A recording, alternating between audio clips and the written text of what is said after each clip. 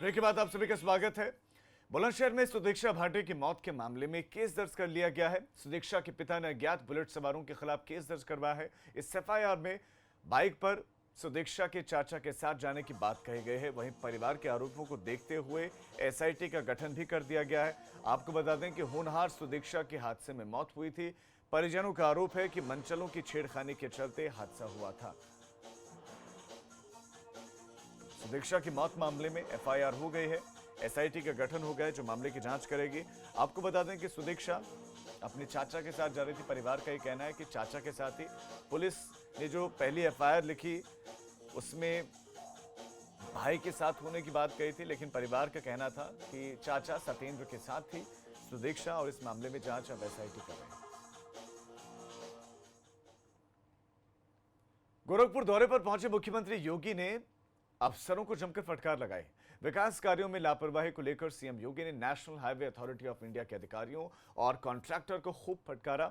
दरअसल जंगल कौडिया से गोरखनाथ मंदिर के पास होते हुए मोहद्दीपुर तक 4 लेन सड़क बन रही है, जिसमें देरी के चलते मुख्यमंत्री योगी आदित्यनाथ को काफी गुस्सा आ गया, जिसके बाद सर्किट हाउस में चल रही बैठक में मुख्यमंत्री योगी का गुस्सा फूट पड़ा।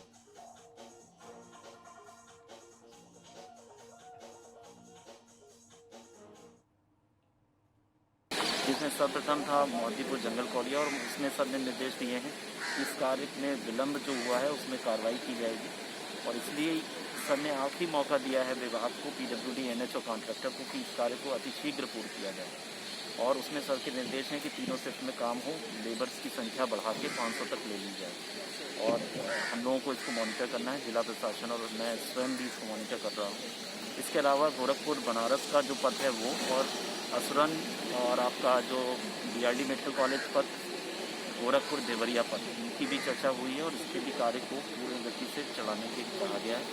पीडब्ल्यूडी नेशनल हाईवे और एनएचएआई तीनों अधिकारी थे और तीनों को ये कहा गया है कि बरसात का मतलब ये नहीं है कि काम बंद रहेगा। जिस पल पानी गिर रहा है उसको छोड़ के बाकी कार्यों में जो किए जा सकते हैं, क्योंकि कई दिनों तक पानी नहीं गिरता है, कार्य को पूर्ण किया जाए और हम लोग इसको मॉनिटर करेंगे। आशा करते हैं इसको जाड़े तक हम ये पथों के काम भी पूर्ण करेंगे। सपा नेता बेनी प्रसाद वर्मा के निधन पर यूपी में एक राज्यसभा सीट खाली हुई है, जिसके बाद बीजेपी ने बसपा सरकार में मंत्री रहे जयप्रकाश निषाद पर दांव खेलकर विरोधियों को चित कर दिया। गोरखपुर से जयप्रकाश निषाद टिकट मिलने पर बेहद खुश हैं। बीजेपी ने उत्तर प्रदेश से राज्यसभा सांसद के लिए जयप्रकाश निषाद का टिकट फाइनल किया है और आपको बता दें कि पूर्व मंत्री भी हैं और विधायक भी रह चुके हैं और हमारे साथ बात करने के लिए मौजूद भी हैं। बात करते हैं, ये बताइए कितनी खुशी हो रही है आपको? देखिए, खुशी तो मुझे अपने शीर्ष नेतृत्व पर है, इस देश के माननीय प्रधानमंत्री महोदय पर है, इस प्रदेश के मुखिया परम पूज्य योगी आदित्यनाथ महाराज जी पर है, जिन्होंने इस देश को बहुत कुछ देने का काम कर रहे हैं। देश के गरीबों से लेकर के अमीरों तक किसी को कहीं छोड़ा छूता नहीं छोड़ा, सबके लिए काम किया जा रहा है। तो खुशी तो हमको पहले से भी है, आज मुझे इस कड़ी में जोड़े हैं तब भी खुशी है। अच्छा, आप मंत्री भी रहे और विधायक भी रहे, काफ़ी लंबा आपका राजनीतिक करियर है, अनुभव भी है, तो किस तरह से आप लेते हैं अपनी जो जनता है गोरखपुर की और चौरी चौरा की खासकर? देखिए, विकास तो हमारे आदरणीय प्रधानमंत्री जी ने और इस प्रदेश के मुखिया परम पूज्य महाराज जी ने जो विकास करके दिखाया है, उस विकास से ही इस देश और इस प्रदेश की जनता पूरी तरह से चर्चित है और हमको आपको भी उससे कहीं हम लोग अछूते नहीं, हम लोग भी देख रहे हैं।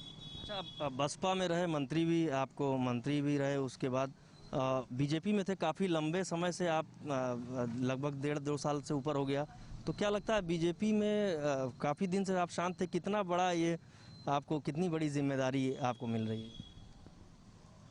मैं भारतीय जनता पार्टी का एक सिपाही हूँ और हमें जो भी दायित्व दिया जाता है उसको एक सिपाही की तरह हम काम करते हैं। आगे भी मुझे चाहे जो भी दायित्व दिया जाए, एक पार्टी के सिपाही के रूप में ही काम करूंगा। हम अपने दायित्व को पूरा बखूबी निर्वहन करने का काम करूंगा। नीरज श्रीवास्तव, एबीपी गंगा, गोरखपुर। लगातार हो रही बारिश की वजह से उत्तर प्रदेश के कई जिलों में इन दिनों बाढ़ का संकट खड़ा हो गया। लगभग हर जिले में बहने वाली नदियों का जलस्तर जैसे जैसे बढ़ता जा रहा है, बाढ़ का पानी गांव और रिहायशी इलाकों में भरने से आम जनजीवन अस्त व्यस्त हो गया है। लेकिन कुछ लोगों को इस भयावह स्थिति में भी खतरा मोल लेने से वो लोग बाज नहीं आ रहे हैं, जिसकी एक तस्वीर बिजनौर से सामने आई है। जबकि औरैया में भारी बारिश से आम जनता के साथ साथ अब खास लोग भी अछूते नहीं रह गए हैं, जहां पर बारिश का पानी दफ्तरों के अलावा अफसरों के घरों में घुस गया। और तीसरी तस्वीर है गोरखपुर की, जहां पर बाढ़ की वजह से 76,000 से ज्यादा लोग प्रभावित हो चुके हैं और इन दिनों टापुओं और तटबंधों पर रहने को ये लोग मजबूर हैं।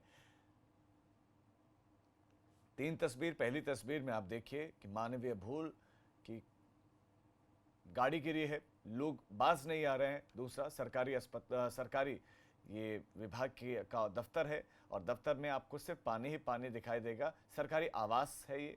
और तीसरी तस्वीर बाढ़ में फंसे हुए परिवार जो उम्मीद लगाए हैं प्रशासन से कि प्रशासन उनके साथ है और मदद करेगा। अब एक छोटे से ब्रेक के लिए हम लोग